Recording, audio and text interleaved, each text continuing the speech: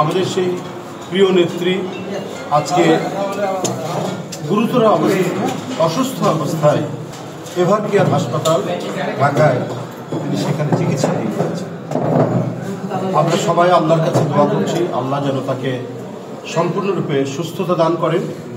তবে দলের এবং বিভিন্ন পর্যায়ের মানুষরা তার সাথে দেখা করতে যাচ্ছেন এভার কেয়ার হাসপাতালে।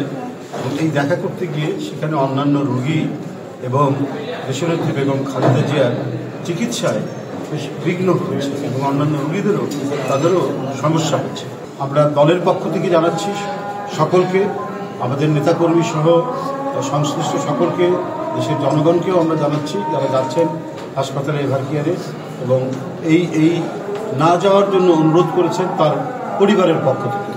তার পরিবারও বলেছে যে রোগীকে দ্রুত সুস্থ হওয়ার জন্য সেখানে ভিড় না করে নিজ নিজ অবস্থানে থেকে দোয়া করার জন্য অনুরোধ করেছেন দেশনেত্রী বেগম খালেদা জিয়া।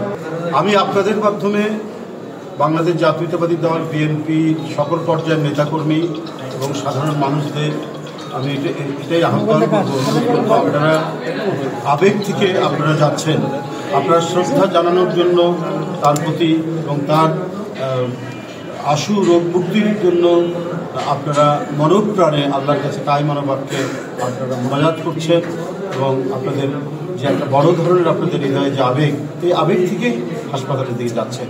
কিন্তু এই যাওয়ার কারণে অসুবিধা হচ্ছে যারা রোগী চিকিৎসাধীন, স্বয়ং দেশনেত্রী এবং খালেদা জিয়ার এবং অন্যান্য রোগীদের।